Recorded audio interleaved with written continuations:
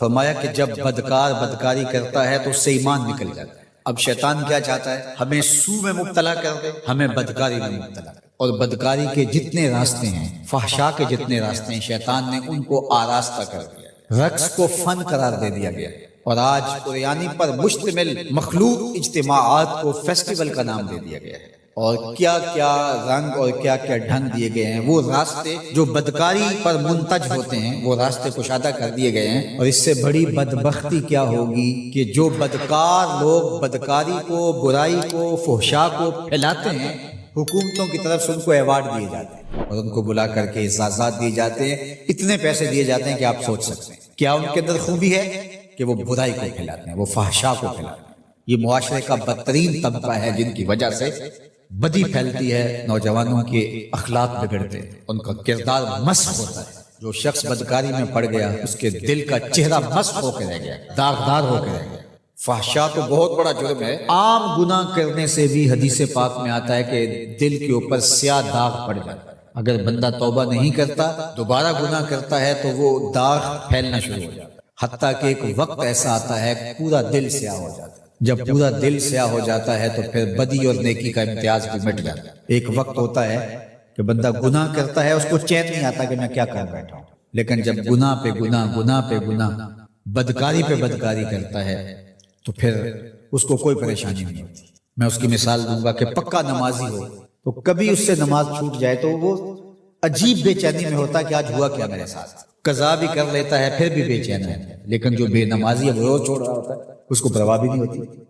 اگر کوئی شریف آدمی کسی کو ظلمن تھپڑ مار بیٹھے تو اتنی تکلیف اس کو نہیں ہوتی جتنی اس کو ہو رہی ہوتی۔ دعا کرو کہ یہ دل دل ہی رہے، دل مصفا رہے، دل مزکا رہے، دل ستھرا رہے، دل پاکیزہ رہے۔ جتنی کوشش ہم اپنے چہرے کو، اپنے بدن کو، اپنے ظاہر کو سنوارنے کی کرتے ہیں، اس سے کہیں بڑھ کر اپنے دل کو سنوارنے کی۔ باہو علیہ الرحمہ نے کہا تھا، دل کالے نالوں منہ کالا چنگا، جے کو یہ رمز پچھانے۔ تو شیطان دل پہ ہی قبضہ جماتا ہے۔ شیطان جاسم علی قلب ابن آدم فاذا ذکر اللہ خنس واذا غفل وسوس، تو یہ غافل نہ ہو پائے، ہر وقت اللہ کے ذکر میں رہو۔ اس لیے ہمیں 5 بار مسجد میں بلایا جاتا ہے۔ نمازیں ہیں تو ہم صبح ساری پڑھ لیں ایسا نہیں ہے، ہمیں مختلف اوقات میں بلایا گیا ہے۔ صبح اٹھتے ہی سجدہ ریز ہو جائیں، پھر کام پہ جائیں، کام میں انہماک ہونے لگے تو پھر بلا لیا گیا، آؤ جو ظہر کے وقت، پھر گئے تھوڑا وقت گزرا تو پھر انہماک ہونے لگا، کھونے لگے تو کہا پھر آ جاؤ ظہر کے وقت، پھر چھٹی ہوئی گھر جانے لگے، کہا پہلے نماز پڑھو، پھر کھانا کھایا، بچوں میں بیٹھے کھیل کود میں لگے، دل غافل ہونے لگا، کہا آ جاؤ پھر عشاء کے وقت آ جاؤ۔ اور نماز سے پہلے بھی ذکر، نماز کے بعد بھی ذکر، سونے سے پہلے ذکر، سونے کے بعد ذکر، اٹھتے ہوئے ذکر، کھاتے ہوئے ذکر، کھانے کے بعد دعا، آئینہ دیکھتے ہوئے دعا، لباس بدلتے ہوئے دعا، سیڑھیاں چڑھتے ہوئے، سیڑھیاں اترتے ہوئے، کسی چیز کو دیکھتے ہوئے، کسی مومن کو ملتے ہوئے۔ ہماری زندگی کو دیکھیے مسلمانوں کی، ہم تو ہر وقت ذکر میں رہتے ہیں، ہر وقت اسی کا نام جپ رہے ہوتے ہیں، کبھی السلام علیکم، کبھی سبحان اللہ، کبھی ماشاء اللہ، کبھی الحمدللہ، کبھی لا الہ الا اللہ، کبھی لا حول ولا قوت الا باللہ، کبھی اللہ اکبر، کبھی نماز، کبھی سجدہ، کبھی رکوع، کبھی قیام۔ کیسی زندگی ہے مومن میں۔ اور 8 دن کے بعد تفصیلی روشنی کے لیے ہم مسجدوں کے اندر حاضر ہوتے ہیں، اس میں خطبہ سنتے ہیں، اس میں گفتگو سنتے ہیں، بیٹھتے ہیں، ذکر فکر کرتے ہیں، اور پھر ماہ سیام آ جاتا ہے تو پوری ٹیوننگ ہو جاتی ہے پورے جسم سے۔ اور پھر کہا چلو ہر سال نہیں تو زندگی میں ایک بار حج پہ بھی چلے جاؤ، اور تم ایسے پلٹ کے آؤ گے جیسے ماں کے بطن سے ابھی پیدا ہوئے ہو، سارے گناہ مٹ جائیں گے، تم ستھرے ہو کے وہاں سے آؤ۔ تو مومن پاکیزہ دل ہوتا ہے، فحشا سے، سو سے، برائیوں سے۔ آج نہ ہماری نگاہیں پاک، نہ کان پاک، نہ خیال پاک، نہ سوچے پاک، سب کچھ آوارگی میں آ گیا۔ اس لیے ہمارا رب کیا چاہتا ہے کہ ہم نیک ہوں، صالح ہوں، پاکیزہ ہوں۔ وہ کتنا دل گداز لمحہ ہے، قرآن نے اس منظر کو بیان کیا کہ جب حضرت خلیل اللہ نے خواب دیکھا، اپنے بیٹے کو ساتھ لے کر کے وادی منع میں پہنچتے ہیں، اور جو ارادہ تھا، عزم مصمم تھا، اس کا اظہار اپنے بیٹے کے سامنے کیا تاکہ اس نیکی میں بطیب خاطر یہ بھی شامل ہو جائے۔ قرآن نے اس کو بیان کیا ہے۔ ایسی انوکھی کہانی آپ کو کہیں نہیں ملے، ایسی سچی کہانی اور عظیمت کی دل آویز داستان کہ باپ اور بیٹا دونوں بیٹھ کے گفتگو کر رہے ہیں۔ کیا گفتگو ہے؟ باپ کہہ رہا ہے کہ یا بنیا، اے میرے بیٹے، جو اہل زبان ہیں وہ اس کی نزاکت کو اور اس کی لطافت کو سمجھتے ہیں کہ یا بنی نہیں کہا گیا، میرے بیٹے نہیں، یا بنیا، جس طرح ماں لاڈ سے اپنی بیٹی کو بیٹی نہیں کہتی، میری بچڑی کہتی ہے، تو جب وہ بچڑی کہتی ہے تو اس کے اندر گوند گوند کے محبت رکھی ہوئی ہوتی ہے۔ تو یہاں ذرا لفظ دیکھیے، یا بنیا، اے میرے بیٹے۔ اللہ اکبر۔ اردو کے دامن میں کوئی اتنی وسعت نہیں ہے کہ ان لفظوں کی تعبیر ہو سکے جو شہد ان لفظوں سے ٹپک رہا ہے جو حضرت خلیل اللہ نے اپنے بیٹے کے لیے لفظ استعمال کیا۔ یا بنیا، اے میرے دل بند، اے میرے جگر کے ٹکڑے، اے میرے فرزند نونہال، میں نے خواب دیکھا ہے، اس خواب میں تجھے ذبح کر رہا ہوں۔ یہ خواب آپ یا میں دیکھیں تو ہم تو اپنی بیوی سے بھی اس کو شیئر نہیں کر سکتے، ہمارے رونگٹے کھڑے ہو جاتے ہیں، لیکن بیٹے سے کہہ رہا ہے۔ اور محض خواب کسی تفنن طبع کے لیے نہیں ہے یا محض کوئی بات سمجھانے کے لیے نہیں ہے، اس کی تعبیر کی طرف بچے کو لانے کے لیے سنایا جا رہا ہے۔ کہا بیٹا میں نے ایک خواب دیکھا ہے۔ خواب کیا ہے؟ کہ میں تجھے ذبح کر رہا ہوں، اب تو بتا تیری رائے کیا ہے؟ اللہ اکبر۔ اب باپ بیٹے سے کہے کہ میں تجھے ذبح کرنا چاہتا ہوں تو بیٹے کا رد عمل کیا ہوگا؟ کوئی بھی تصور اپنے بیٹے کو کر کے سوچے کیا رد عمل ہوگا؟ اس کی آنکھیں پھٹی کی پھٹی رہ جائیں گی، وہ باپ کے ہوش و حواس پہ شک کرنے لگ جائے گا، کہے گا کیا بول رہے ہو، ہوش ٹھکانے ہیں؟ باپ ہو، سفاک ہو، کیا لہجہ ہے تمہارا، مجھے ذبح کرو گے؟ لیکن یہ فیضان نظر تھا یا کہ مکتب کی کرامت تھی؟ سکھائے کس نے اسماعیل کو آداب فرزندی؟ اقبال پوچھتے ہیں کیا تھا جس نے اسماعیل علیہ السلام کو آداب فرزندی سکھائے؟ وہ مکتب کی کرامت بھی تھی اور وہ فیضان نظر بھی تھا۔ فیضان نظر باپ کا تھا اور پہلا مکتب ماں تھی۔ سیدہ ہاجرہ نے سکھایا تھا باپ کی بات کیسے مانی جائے۔ جو مائیں بیٹوں کو، بیٹیوں کو باپ کی اطاعت سکھاتی ہیں وہ مائیں اپنی اولاد کو فرما بردار پاتی ہیں۔ ماں کے ہاتھ میں اولاد کی تربیت کا جوہر ہوتا ہے۔ یہ سیدہ ہاجرہ کی تربیت بول رہی ہے جب باپ نے کہا بیٹے میں تجھ کو ذبح کرنا چاہ رہا ہوں، کتنی بڑی بات ہے، آنکھیں پھٹی کی پھٹی رہ جاتی۔ یہاں بیٹا کوئی جواب نہ دیتا، اس سکتے کے عالم میں گردن جھکا دیتا۔ مکمل اطاعت کہلاتا، انقیاد امر کہلاتا، امتثال حکم کہلاتا۔ باپ کہتا میں تجھے ذبح کرنا چاہتا ہوں، بیٹا خاموش ہو جاتا۔ السکوت من الرضا، لمحے حساس ہو تو خاموشی بھی رضا مان لی گئی تو بیٹا صرف خاموش ہو جاتا، سر جھکا لیتا، یہ کافی تھا۔ انقیاد امر تھا، حکم کی تعمیل تھی، امتثال امر تھا۔ لیکن بیٹا کیا کہتا ہے؟ یا ابت افعل ما تؤمر، ابا جی جو کرنا ہے کر گزریے۔ باپ نے جو پوچھا تھا وہ ذبح کے حوالے سے پوچھا تھا، تو ذبح کا جواب ذبح سے مکمل امتثال امر ہے۔ لیکن بیٹا دو قدم آگے بڑھ کے کہتا ہے یا ابت، اے میرے پیارے باپ۔ اب اس میں بھی بیٹے کا لہجہ تبدیل نہیں ہوتا۔ جب باپ ذبح کرنے کا کہہ رہا اس وقت میرے ابو کہنا یہ امتثال امر کی انتہا ہے۔ اور آگے کیا کہا؟ افعل، کر گزریے۔ یہاں یہ نہیں کہا ذبح کیجیے، باپ نے کہا ذبح کرنا چاہتا ہوں، لیکن ذبح کے جواب میں ذبح نہیں آیا۔ ذرا دل تھام کے بیٹھیے، کتنا امتثال امر اور مکتب کی کرامت کا کیسے ظہور ہوتا ہے۔ یا ابت افعل ما تؤمر، اے ابو ذبح کیا جو بھی کرنا ہے کر گزریے۔ ماں میں عموم ہے، عموم، ما تؤمر، جو بھی حکم ہے ذبح کیا ہے، جو بھی کرنا ہے کر گزریے۔ رہی بات میری تو یہ کام چھوٹا تو نہیں، ستجدنی انشاءاللہ من الصابرین۔ آپ دیکھیں گے میں صبر کر کے دکھاؤں، میں صبر کر کے دکھاؤں گا، تڑپوں گا بیٹے۔ اب یہ منظر قرآن نے بیان کیا، فلما اسلما، جب دونوں نے طے کر دیا۔ کیا طے ہوا؟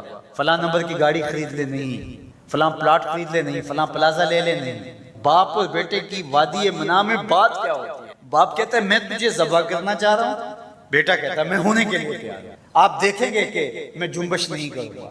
اب قرآن نے یہاں جو لفظ استعمال کیے ذرا لفظوں پہ فلما اسلما، یہیں سے اسلام ہے۔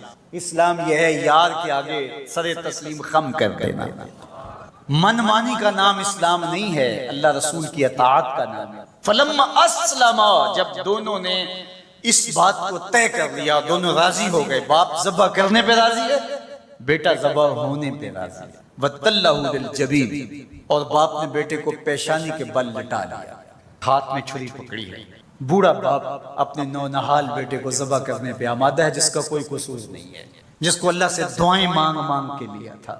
اللہ اکبر. کارکنان قضاء و قدر دم بخود ہیں، آسمان بھی سوگ کی چادر اوڑے ہوئے، وادی منا تھر تھر کانپ رہی ہے، رضوان جنت اور حوریں سسک رہے ہیں، مالک قیامت آنے والی ہے. کہا تم بھی کہتے تھے خلیفہ ہمیں بناؤ، ذرا میرے بندے کا انداز عبادت میں دیکھو، میرے بندے کی باقی ادا بھی دیکھو، میرے حکم پر اس کی تعمیل دیکھو. اللہ اکبر. حضرت خلیل اپنے بیٹے کو لٹا کے ہاتھ میں چھری پکڑے، بیٹے کو ذبح کرنے کے لیے آگے بڑھتے ہیں، ہاتھ میں چھری لیے ہیں اور گردن پہ رکھتے ہیں اور پوری قوت کے ساتھ چھری کو گردن پہ پھیر دیتے ہیں، لیکن ایک بال بھی نہیں کٹتا. اس کا یہ مطلب ہی کہ چھری نے اب کام نہیں کیا، میں کیا کروں. کہا شاید میرے دل میں کوئی ایسی بات آ گئی جس سے چھری کو روک دیا گیا. جلدی سے چھری کو پاس پڑی لکڑی یا پتھر پہ مارا. لما تقطع یا سکین، اے چھری کاٹتی نہیں ہے. آواز آئی الخلیل یامرنی والجلیل ینہانی. خلیل کاٹنے کا کہتا ہے، جلیل کہتا ہے خبردار ایک بال بھی کاٹا. پھر تیز کرتے ہیں اور دوبارہ چھری گردن پہ رکھتے ہیں. اللہ اکبر. گلا کٹ جاتا ہے، خون بہنے لگتا ہے. حضرت خلیل خوش ہو جاتے ہیں، آنکھوں سے پٹی کھول دیتے ہیں، لیکن منظر کیا دیکھتے ہیں کہ جس کو ذبح کیا وہ بیٹا نہیں، وہ تو دمبا ہے. اور حضرت اسماعیل پاس کھڑے مسکرا رہے، بے ساختہ زبان سے نکلا اللہ اکبر. حضرت اسماعیل بولے لا الہ الا اللہ واللہ اکبر. جبریل امین جو دمبا لے کے آئے تھے وہ بھی پاس کھڑے اور مسکرا رہے تھے، بولے اللہ اکبر وللہ الحمد. اب ابراہیم علیہ السلام کی سرشاری کا عالم، جبریل امین موجود ہیں اور دمبا پڑا ہوا ہے. اب ظاہر ہے بات سیدھی سیدھی ہے کہ اللہ کے حکم سے سب کچھ ہوا.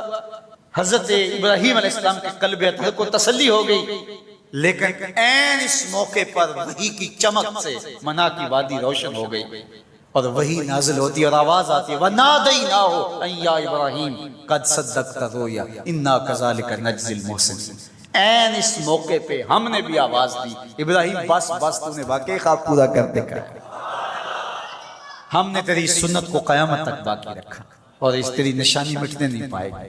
صدیاں بیتنے کے بعد آج بھی منا کی قربان گاہ سے لے کر دنیا کے آخری کونے تک سنت ابراہیمی کو زندہ کیا جاتا ہے.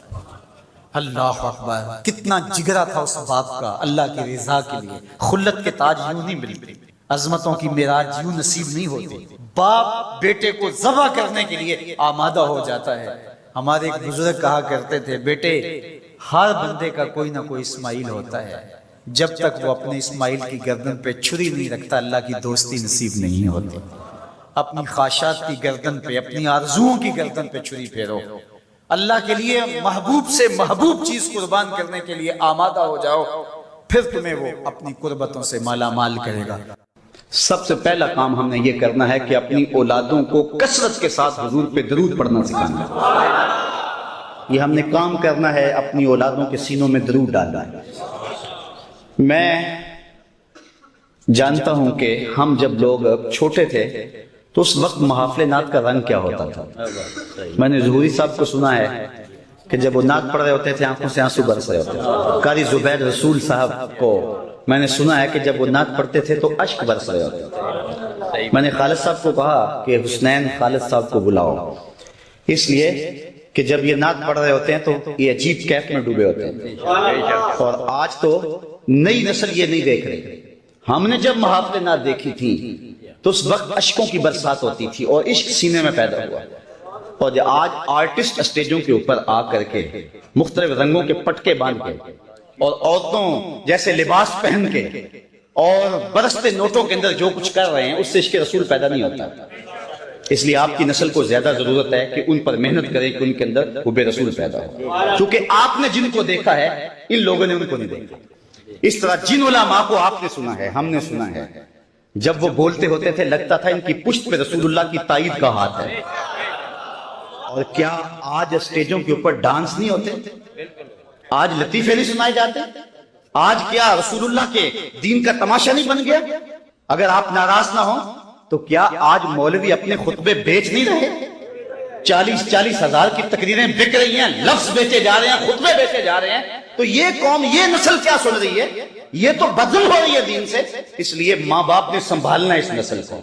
تیسری بات، ہم نے جن پیروں کو دیکھا تھا جب ان کے سامنے جاتے تھے تو ہمارے دل ڈولتے تھے کہ جو دل میں خطرہ آتا ہے شیخ کی نگاہ اس پہ ہوگی، لیکن اب پیر کی نگاہ دل پہ نہیں، دل کے اوپر لگی ہوئی جیب پر ہے۔